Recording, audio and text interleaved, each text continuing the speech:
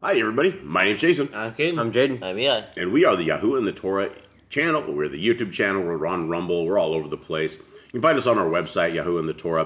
And you can also find us at yahscriptures.com. And we are literally everywhere. And we thank you guys very, very much for hanging out with us, for watching us, for discovering pieces and mysteries that are in scriptures. And you're never going to discover the pieces and mysteries in scriptures unless you're studying them, unless you're ascribed to them, unless you're looking for them.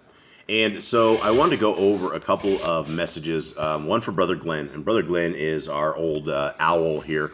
And he sent me a message yesterday saying, and I always thought it's good to go through these. So this is what he says. Jason, I would like to give you my understanding of Hosea, and Yah willing, you can use some of these thoughts in your next reading. Yeah, we'll use them all. First, the book of Hosea is about Yah's loving relationship with the chosen people. Hosea announces sharply that Yah's relationship with us humans includes judgment, and this relationship continues on the other side of judgment because Elohim is faithful. He teaches that to know Yahuwah, one has to transform one's entire life in faith and obedience. The prophetic messages in Hosea's book can be read individually and as a group. Particular messages should be studied individually to determine what they say and how they apply to our lives today. People have so many gods today they don't even realize. TV, sports, work, etc. Knowledge and references to Hosea's time, history, tradition, and social practices can help with his metaphors. Read together the messages made clear that the judgment proclaimed by Hosea was neither a departure from Yahuwah's history of dealing with the people, nor an end to that history, but an ongoing part of history. One can't get away from Elohim's judgment, but can ensure that one receives the judgment one desires to save one's soul.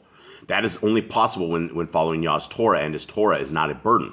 Now, just a few days before Yom Kippur is a perfect opportunity to get right with our Creator and start worshiping, not his creation. And then I want to go on to this last part of this. Here's some more helpful info from my archives. Hosea prophesied a dark and melancholy period in Israel's history. The period of the North Kingdom's decline and fall in the 8th century BCE. The sins of the people, their priests, and their rulers had brought upon them great national disasters. Their various sins, homicide, fornication, perjury, theft, idolatry, impiety, and others, are mentioned and criticized. An interpolated list of kings made Hosea into a contemporary of Isaiah. The book may be divided into two parts. The first containing chapters 1 through 3 and symbolically representing the idolatry of Israel under imagery borrowed from the matrimonial relation. Hosea marries a prostitute. As Yahuwah said, the people in the land have acted like prostitutes and abandoned Elohim. The figures of marriage and adultery are common in the Old Testament writings to represent the spiritual relations between Yah and the people of Israel. Here we see the apostasy of Israel and their punishment, with their future reference, forgiveness and restoration. The second part, containing 4 through 14, is a summary of Hosea's discourses filled with denunciations, threatenings, exhortations, promises, and revelations of his mercy. Now, I'm going to take us over quickly to Jeremy, cover to cover with Jeremy Pierce. And he gave us some interesting stuff on this side as well. And he says, on an interesting note, Messiah said he came for the lost tribes of the house of Israel and was going to the Romans and Greeks, and they were being born again. That in itself shows who truly belongs to Israel. Just something that poked out at me in scriptures. Also, the missing chapter in Acts shows England was part of that as well, and Asia. Now, what I would like to talk about a little bit onto this whole thing is that what we're talking about in this entire reading that we're doing with Hosea is that we are trying to let everybody know that you guys have a family out there. There is a family that we have had for a very long time. There is a group of people, a literal nation that has been lost. This kingdom right here, the North Kingdom, the kingdom of Israel, never ever came back from their captivity. Now, we got thrown into captivity because of things such as this. In Deuteronomy 28:64, then the Lord will scatter you among all the peoples, from one end of the earth to the other, and you shall serve other gods, which neither you nor your fathers have known, wood and stone. Now, this wasn't just for a thing that was back in the day. This was talking about all of the generations, all of the people to come, how we would be stuck in this captivity. Now, this is the story that we're reading today, and we are reading it, and one of the things I would like to repeat that I heard is, and I truly believe this, is that when Paul was going to Galatia. He was going to the Ephesia. He was going to Colossia. He was going to all of these different places, and he was saving people, right? Most people think these people were straight up pagans or straight up Gentiles or people that had never, ever heard the scriptures before. But it is very, very clear that as we found out, there were 10 lost tribes. And when you read the book of Josephus, he talks about the northern 10 tribes being huge, just an enormous amount of people that you cannot count. And so when he is going into all of these little towns and he's going into all these little cities and going to all these different places and people are just converting, he was talking to the Israelites. He was talking to the northern kingdom. Now, there were probably people that had never heard of the law, statutes, and commands, or heard of Yahuwah, or heard of anything before. Those people always came. But you're talking to people that had already heard this. They had been exiled. They knew their heritage. They knew what life should be like. They knew what the Torah should. They lost all of this. And so as he is over there preaching to them and the people are being saved, a lot of these people were from the northern tribes of Yisrael. And so those are the people that we are talking about. Now, we are heading over into Hosea right here. We're going into Hosea 4 today. And this is the scriptures of Yah. And there is a link in the bottom of this that you guys can download this. And you guys can read it for yourself. And Hosea is obviously only one book out of 66 in this one. And there's also an Apocrypha that has 37 books. That is has all of the hidden books that are very, very hard to find in one location. They're all there, and you guys can download those. Links are in the description. Gentlemen, how you guys doing? Good. You guys ready to roll? Yep. Is any of this making sense to you, or is any of this not making sense to you? I think it all makes sense. Is any of this cloudy, foggy? You guys don't see anything we can explain? I don't think. I think it's pretty easy to understand so far. All right, so here we are. And so what we're trying to do is we're trying to get people to figure out what their identity is. And your identity is not going to be Catholic, Mormon, Christian, whatever it is. There is no such identity. In fact, if you are looking at what the who was Abraham? Was Abraham a Jew? He was Hebrew. Was he a Jew? No. Why not? Because that wasn't even tribe wasn't even around yet. He wasn't. So was he? If he wasn't a Jew, how did he become a Hebrew? And what does Hebrews mean? Hebrew is somebody who follows Yah. Is somebody who obeys the commands. Do you know what the word Hebrew means? It means wanderer, right? Crossing over is what it means. Hebrew means crossing over. And so the only identity that Father Abraham ever had, which wasn't a religion by any means, it was simply he was a Hebrew person. He was an Hebrew person. And so there is no, in the eyes of our Creator, there is no denomination, right? There's no Jew, there's no Gentile, there's no Catholic, there's no anything. You either hook your line sinker into the Hebrew and to become a Hebrew, or there's nothing else, right? When you are looking in Jeremiah 31 and you're looking at the renewed covenant, there is no house of Gentile in the book ever. There's no house of Christian, there's no house of Mormon, there's no house of anything. There's a house of Yisrael and a house of Judah. And we have to figure out how it is that we want to identify to get into these two tribes, because those are the tribes that our Messiah comes for. And it's not, when we're talking about Gentiles, all of us are Gentiles. We all came from a Gentile base. And so what you would want to become essentially is what everyone in the scriptures became. The people from the lost tribes, they were Gentile Israelites. They all came out of Israel. They all came with the law, statutes, and commands. They were all taken to captivity where they had no rules and regulations like they used to have, but they still had their identity. All right, here we go. Chapter 4. Hear the word of Yahuwah, you children of Yisrael. For Yahuwah has a case against the inhabitants of the land. For there is no truth or kindness or knowledge or of Elohim in the land. Swearing and lying and murdering and stealing and committing adultery have increased, and bloodshed follows bloodshed.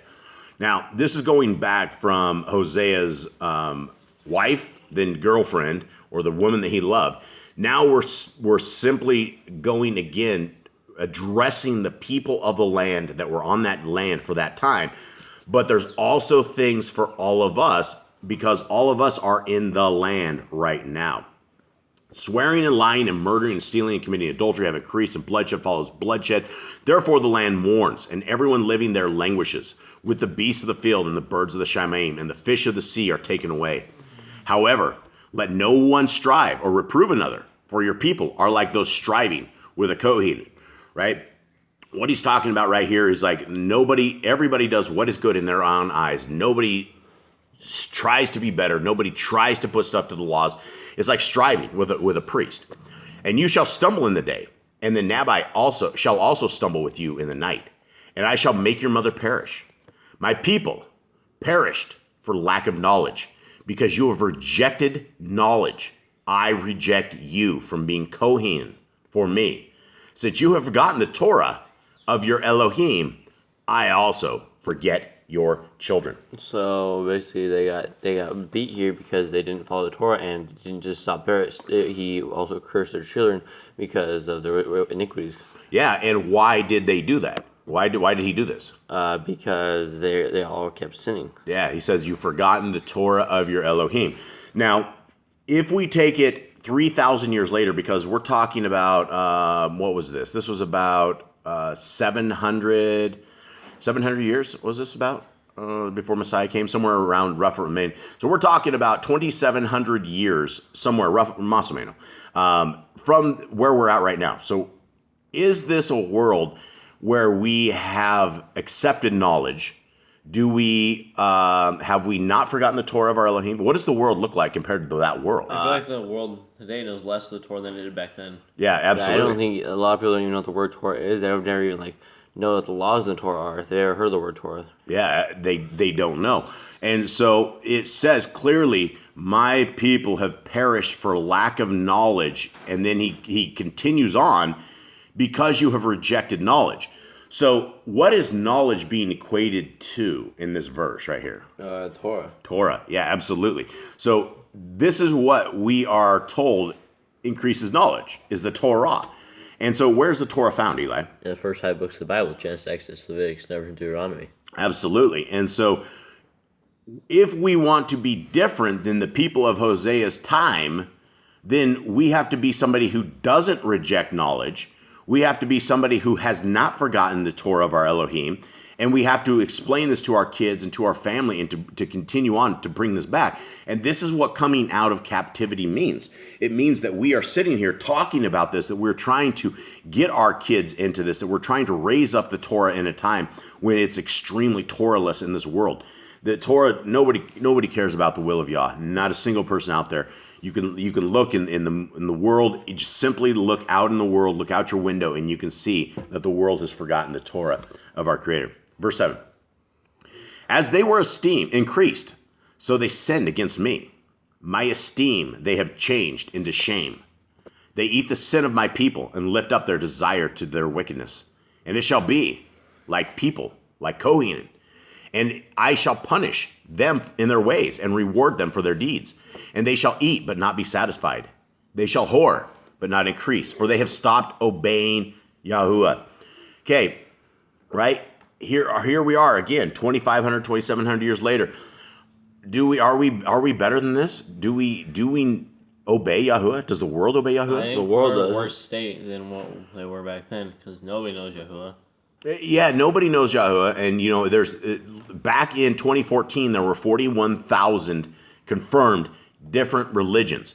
In 2009 there were 38,000. So between 2009 and 2014, we're talking thousands of new denominations that are simply different than what Scripture says. Every single one of these denominations they're going astray. And when you have a compass, you have two different norths. You have a true north and you have a regular north. Now, you can be going north as all of these different denominations think they're going north. But if you're looking at going thousands of miles and you're not going true north, but you're just going north, you may not be hitting the mark that you think you're hitting, for sure. Okay, 11.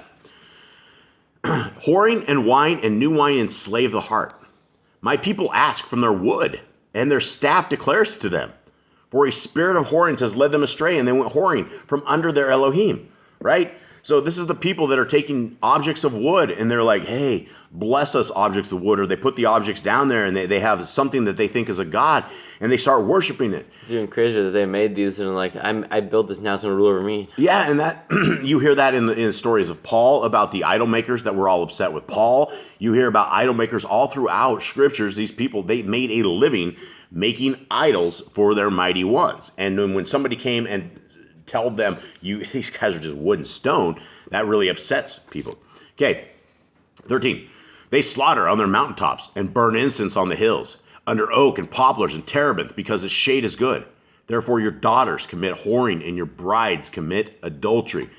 So he's talking about that these people didn't just take their little wooden things, but now they're taking incense and they're taking what they consider offerings. They sit there, and this is what you have in temples made of man, is you have all of these people making offerings to other Elohim, other incense, strange fire, all of this stuff. And when you commit this, when you start getting on your knees and you bow down to this, you have become a harlot.